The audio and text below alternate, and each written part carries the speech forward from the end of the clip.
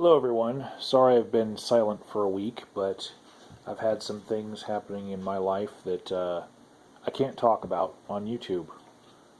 It's from my professional life, and all I'll say is that I've been dealing with grave circumstances, and it's that serious. And so kind of checked out of YouTube for a while, and some of those things in my real life kind of made me not have any time to do my weekly flags recap, which I'm just going to postpone a week at this point because I've been dealing so much with other issues in my life. But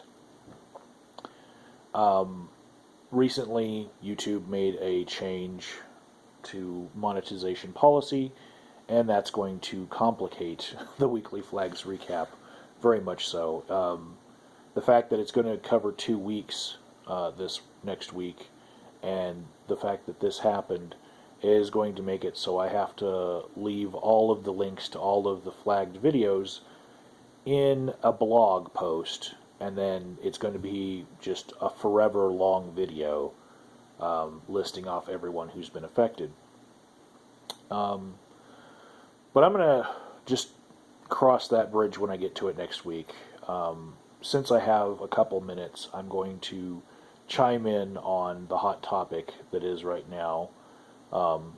Every little break I get, I've been watching videos about the monetization policy that has changed, and I watched a video from Philip DeFranco where he was just noting all of the different videos that he had advertising pulled from for just stupid reasons.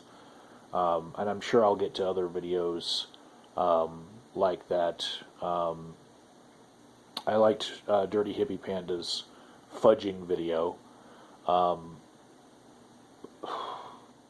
what I want to say about the disagreements that I've had with the videos that I've seen is one thing is people have said that it's going to create less variety because people won't talk about certain issues because they're less likely to be monetized for that. And what I have to say to that is hogwash.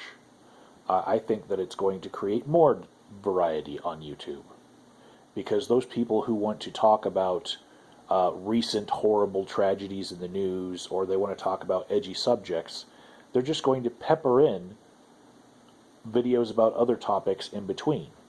And so you're going to have them talking about the edgy things, and then you're going to have them talking about cupcakes and rainbows and unicorns, and whatever comes up in their daily lives. And I feel like that's going to create more variety, not less.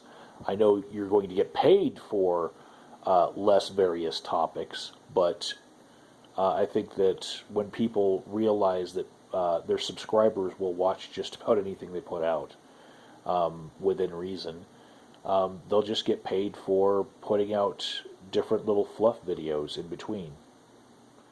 But the three things that I've thought of that would help people not be hurt so much, especially the larger YouTubers, in terms of this monetization policy. The three ways that I would tell them to defend themselves would be, number one, make videos on different subjects, because the policy as is taking down monetization from individual videos.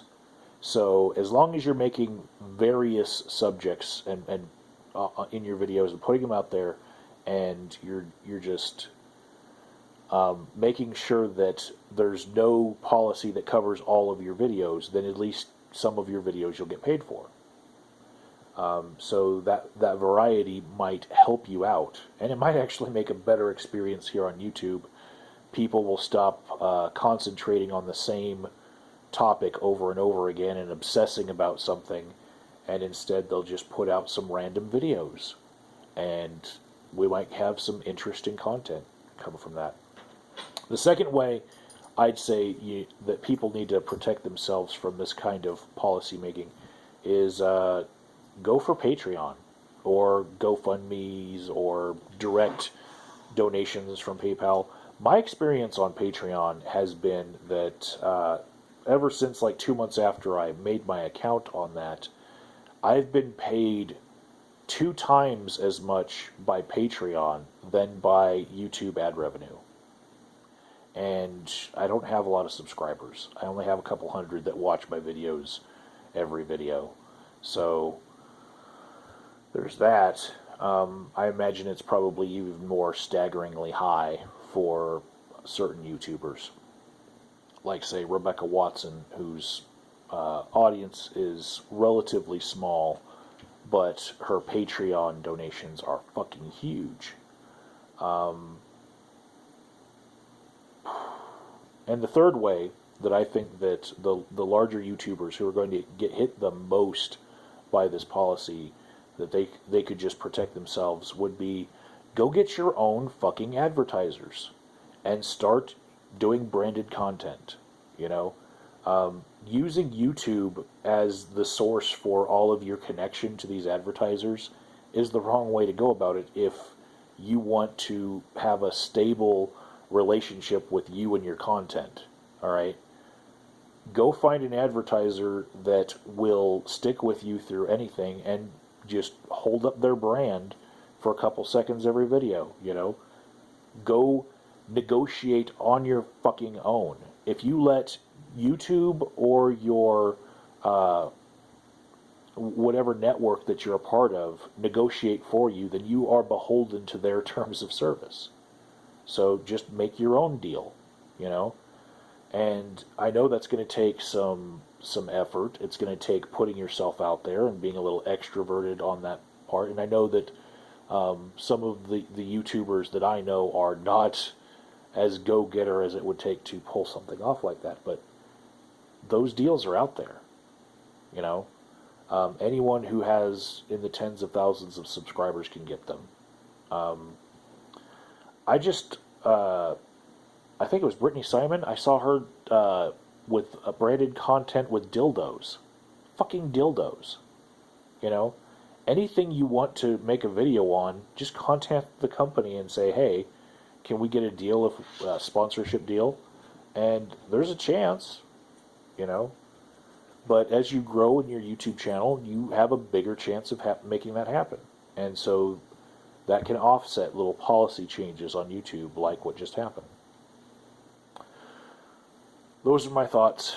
I'll probably have more thoughts next week when I come back.